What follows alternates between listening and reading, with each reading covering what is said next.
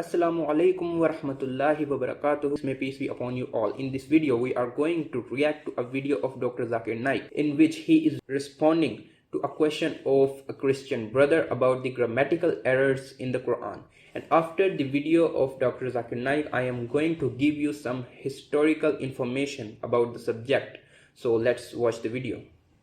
Dr. Zakir, you said there isn't any mistake in Quran. I see more than 20 mistakes in Arabic grammar, and I will tell you some of them.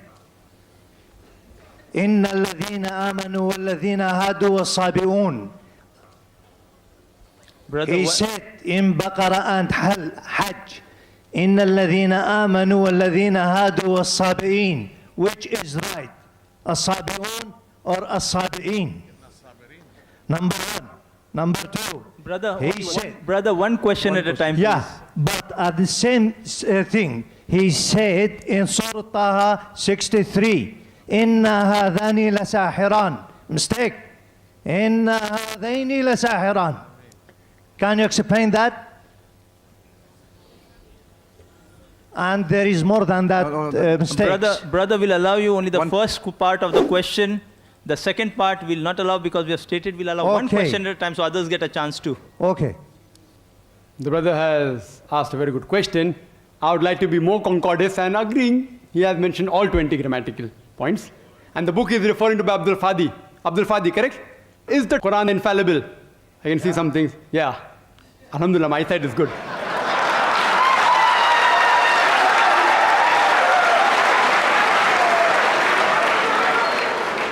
I will answer all 20 together. Because I've read the book. I'll answer all 20, inshallah. Inshallah. Point number one, brother. Point number one. Point number one to be noted that all Arabic grammar is taken from the Quran. Quran was the highest Arabic book, a book which has the maximum level of highest literature. All the Arabic grammar has been derived from the Quran. Quran is the textbook of grammar. Since Quran is the textbook of grammar and all the grammar is derived from the Quran can never have a mistake. Point number one. Point number two.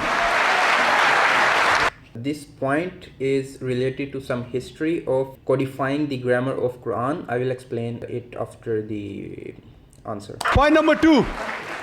Point number two. It is like, taking a ruler and the ruler is there, has a measurement, and you're saying the measurement is wrong. It sounds illogical. Point number two.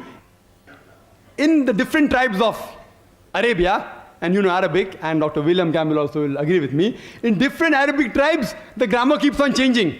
In some Arabic tribe, the word is feminine, the same word is even masculine in the other tribes of Arabia. In different tribes, the grammar keeps on changing. Even the gender keeps on changing. So will you check Quran with that faulty grammar? No. And furthermore, the eloquence of Quran is so high.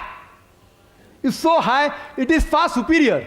And there are various books on the internet. You go 12 grammatical mistake, 21 grammatical mistake, Abdul Fadi 20 grammatical mistake. Do you think the Christian people took out these mistakes? Who took out these mistakes? Do you know who took out? The Muslims. The Muslim scholars like Zamakhshari, what they did, that the Quran grammar is so high that it goes against the conventional use of the Arabic. The Quran grammar is so high, to prove the Quranic grammar was high, they gave examples. And I'll give you a couple of examples which will answer all his 20 questions. They give the example, like read in the Quran, it says that the people of Lut, alayhi salam, they rejected all the messengers. They rejected the messenger that's mentioned. Dr. William Campbell said, the people of Noah, they rejected the messengers. We know from history that there was only one messenger sent to them. So it has a grammatical mistake. Quran should have said, the people rejected the messenger, not messengers. I agree with you. With layman grammar like how you and I know, it may be a mistake. But if you read the books written by Arabs, what is the beauty of the Quran? The beauty of the Quran is, why does the Quran refer messengers instead of messenger? You know why? Because we know that the basic message of all the messengers was same, that there is one God. about Tawheed, about Allah subhanahu wa ta'ala. By mentioning the people of Lut alayhi salam, the people of Noah rejected the messenger. It says by rejecting Lut alayhi salam, they are indirectly rejecting all the messengers.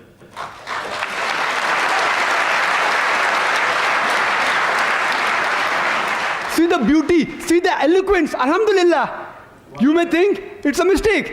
It's not a mistake. Similarly, people like Anush Suraj says that Qur'an says, kun fayakun, be and it is. It should be kun fakana, be and it was. Agreed, past tense is kun fakana in Arabic. It's not kun fayakun. But the kun fayakun is more superior. It says, Allah, it was, it is, and can do. Past, present, and future. Thank you, Dr. Naik.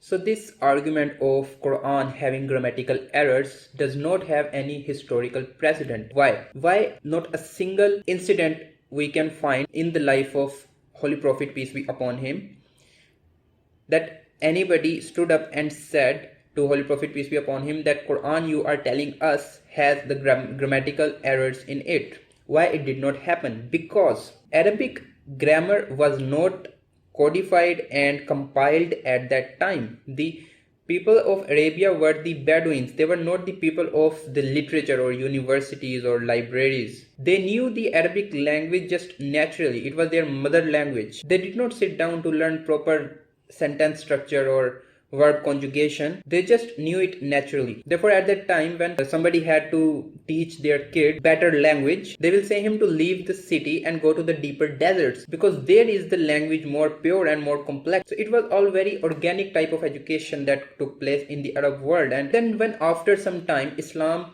brought victory to these people, and when the Islamic world expanded, now all of a sudden Persians are Muslims and Romans are Muslims. Now these are the civilizations of universities and literature and libraries.